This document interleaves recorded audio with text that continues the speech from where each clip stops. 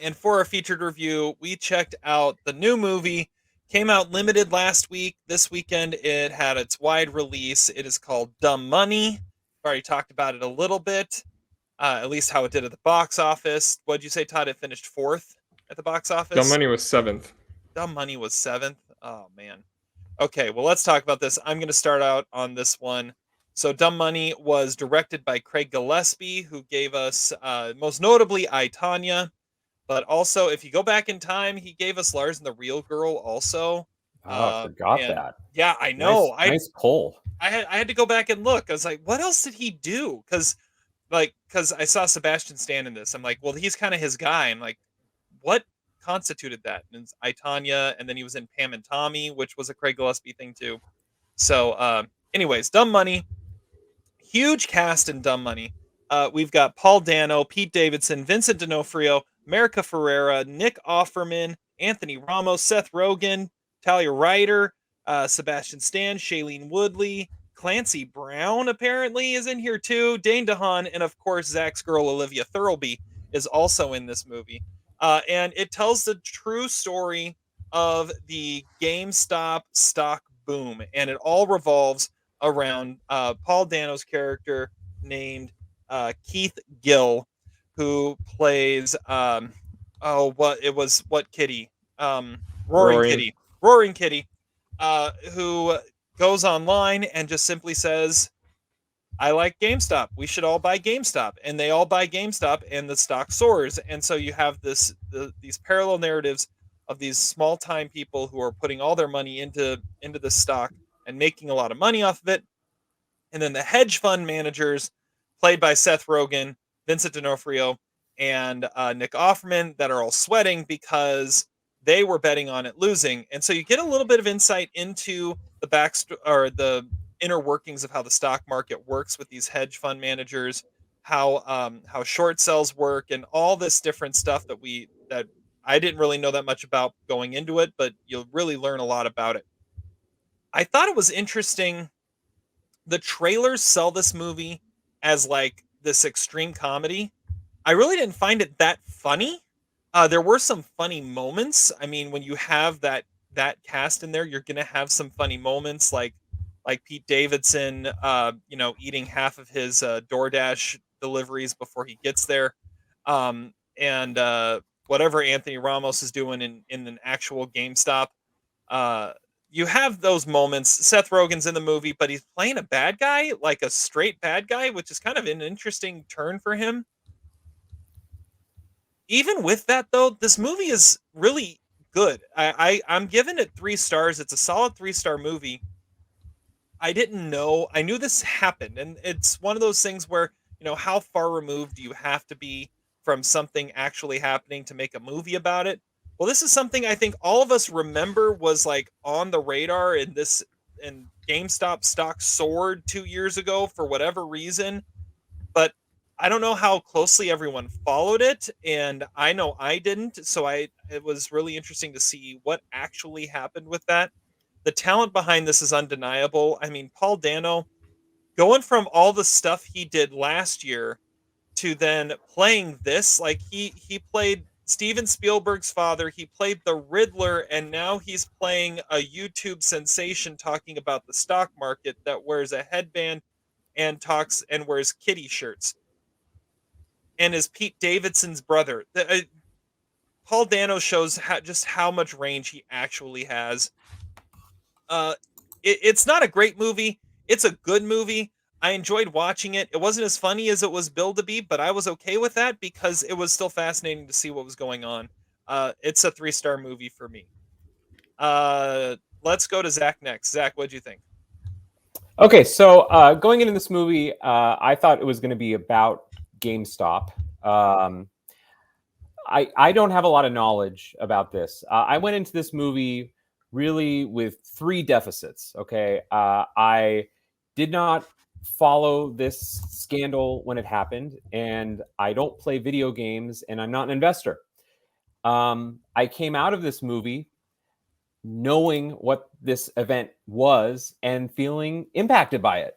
I mean, that's the mark of a good movie, right? Like, this idea of the GameStop scandal, and this, again, I saw Pete Davidson in the trailer, Craig Gillespie. I thought, okay, this is going to be outrageous. This is going to be fun. There's probably going to be, some real, and it is, there's definitely some TikTok and YouTube influences in this movie. And visually, there's a lot going on. It's a very fast moving movie. But I gotta say, I think this movie is actually pretty ambitious and interesting. Like, it actually taps into a collective mentality that a lot of Americans have felt over the last 20 years about how Wall Street is the best example of this idea of David versus Goliath, and that the Goliaths have won, the 1% have won. And what's interesting about this story is this wasn't just a bunch of, online or people on Reddit or, video gamers. Like, these were people that were genuinely pissed off and probably bored due to the pandemic. And actually felt as though this was some sort of act of defiance where they could exercise some sort of agency in what they could do by demonstrating to Wall Street that they weren't going to put up with that shorting that the hedge funds were doing. That's another thing. I mean, this movie is dealing with very specific economic concepts that are oftentimes quite abstract. Even at the end of the movie, Paul Dano basically admits that he doesn't understand most of what's going on either, that he's just this kind of investor that saw trends. But the movie isn't really about the economic trends. It's about the lives that this impacted. And again, I kind of just thought this was just a bunch of, people who, are online doom scrollers or something. But I love how this movie showed, through the America Ferrera character and Talia Ryder and these other characters, the real world impacts. And I don't know. There's some criticisms that I've read of this movie that those characters don't get enough attention, but I feel as though their purpose was to demonstrate the national impact that this had, and for that purpose, they did a good job. I don't need necessarily a lot of backstory about them. I think what Craig Gillespie gives us is just enough. I was entertained from start to finish for this movie. And now, I'm a Craig Gillespie fan. I liked I, Tonya, and I liked Pam and Tommy. And I think as a director, he's interested in these kind of ripped from the headlines, sensationalistic stories. But he wants to show how maybe the media or journalism in general maybe distorted facts. And he also is interested in how it directly impacts you. I mean, I thought as, an online, persona, you can't feel as though you watch Pam and Tommy and not be impacted by it in some way. It was, a unique and important incident in the history of the internet, just like this is. If there's a flaw in the movie, I feel as though the ending is a little bit too Frank Capra. His speech before Congress, which obviously really happened, is maybe a little bit too upbeat. And I would cast a little bit of doubt that anything has changed that dramatically. And I also feel as though the same sort of fusion of anger and frustration at feeling left out of the table of conversations about how the world operates is the same sort of mentality that led to Trump's election in 2016. It's just that Paul Dano is a much nicer guy and he's actually a good person. I wish the movie could have been a little bit more ambitious in that respect, but hey, it's an hour and 40 minutes. It does a lot in it. I learned something. I felt different about something, and I feel like my perspective matters, and that I had a role to play in this as a consumer. So I give this movie 3.5 stars. I was kind of blown away by it. I don't know if it's actually that good of a movie, but kind of like Guy Ritchie's The Covenant, I went in with pretty low expectations and came out kind of really impressed. How great was it to see Olivia Thirlby on screen again, Zach? Why do you say she's my girl? I noticed her as Juno's friend. I'm not, I do not have the BDM of Olivia Thirlby's IMDb. Although that would be an interesting project. Maybe that's your next project, Todd. Todd, you remember this was a thing at one point, right? Late 2000s, early 2010s. If Olivia Thirlby was in a movie, Zach was loving it. This was not a thing, okay? Travis Kelce and Taylor Swift in Lawrence on Monday was a thing. This is not a thing. This is a fake event, fake news. This was a thing. This was a thing. It was your favorite part of Juno. I think the whackness he liked more. He gave an extra half star to a star. I liked I like Ben Kingsley. He was my nominee at the Pinos in 2008. I don't even think I nominated her. I might have. I can't. Anyway, all right. Todd, where are you at on this? Is this thrice approved? Yeah, it's thrice approved. I like this too. It's weird because I do remember this. I mean, and it was crazy. It was a frenzy. It all happened within basically a month. All this crazy shit went down. And but it is weird being so close to the situation still. That, I mean, we don't necessarily know what the repercussions are yet. I mean, similarly, the Social Network was kind of like that too. Which I mean, we just need to make more Ben Mesrick adaptations. I guess his three movies, the three movies based on his work are this, The Social Network, and 21. So he's really good at like grabbing these interesting stories that and really telling them in a way that you can understand, regardless of if you have that much knowledge of it or not. By the way, Uh, his book was called The Antisocial Network that this was based on, that's beautiful. which I think is great. Yeah. I've seen this movie compared to The Big Short. It's better than that. I mean, it isn't nearly as snobby and pretentious. It just does a really good job at explaining and showing without talking down to the audience or putting Mark Robbie in a bathtub or whatever. I think Paul Dano is extraordinary in this. Like he needs to get nominated for an Oscar sometime soon. You can't help but root for him, and I don't really know why, because you don't really get a clear idea of why everyone is so loyal to this guy. He doesn't really do anything all that special other than put his balance sheet up behind him. But Paul Dano is just, you root for him, and he wears that red bandana looking like Christopher Walken in The Deer Hunter. It's not a showy performance, but he's like really really good in this. And America Ferrera is clearly like having a moment. Like she's now in a lot of people's top 5 for best supporting actress for Barbie. It's another case of somebody being stuck on network television for a while, and then when they finally get off, their like film career takes off, and that's what's happening with her. And this movie also feels authentically of the pandemic. Like you get Dane DeHaan as a GameStop manager constantly hounding his employee about wearing his mask, and that feeling of just wanting to lash out on everything because we're pissed at like everything and the rich people and the government for telling us what to do just because they want to make some money, and they're just like destroy livelihoods because they can, and this is their defiant way of fighting back against a tyrannical establishment. Because I mean, it's pretty well shown here, although those stories, I'm sure that they were just put in there to make it a movie. Like all the characters, I'm sure those are fictitious characters, but it could have been a really fascinating documentary. But I mean, this is a good way to get the story out there and get people to actually understand what happened, because it was something that people probably didn't necessarily like follow, because it's a stock market thing and you have to be into that to really get it. I get to ate this kind of stuff up though. I mean, this could have been more niche, which I would have liked, but instead we got a Seth Rogan movie, which I guess is cool too. I'm at 3 stars. It could have been great. This is one of my most anticipated movies of the year, and I mean, I'm fine with the way it turned out. Yeah, I love the subplot of going into the Robin Hood backstory too, and seeing what role they played into this, and the sliminess of Sebastian Stan's character throughout all this, and how they were, making billions off of trying to be the little guy when they were right in the middle of it also.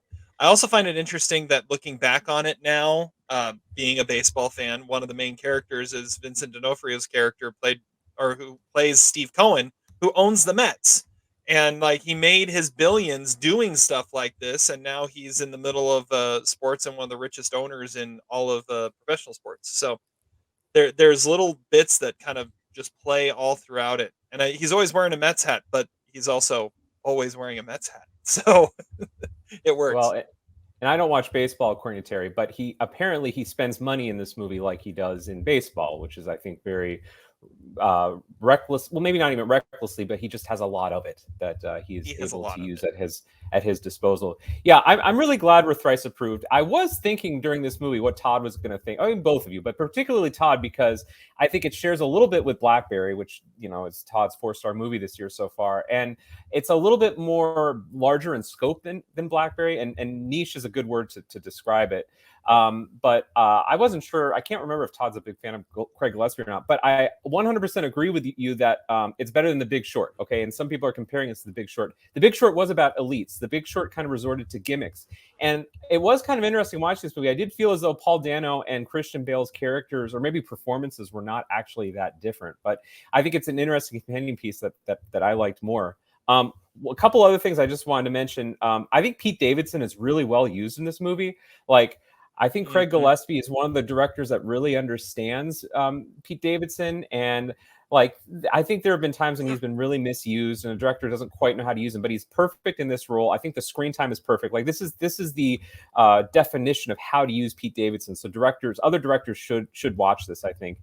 And then I was just gonna say, it's also like interesting watching this movie as a sports bettor. You know, like, do you hedge? On Thursday night, I hedged the Lions, which was a beautiful thing in the moment, but they ultimately ended up covering. I could feel the pain that like Talia Ryder was going through in this movie. You know, do you sell?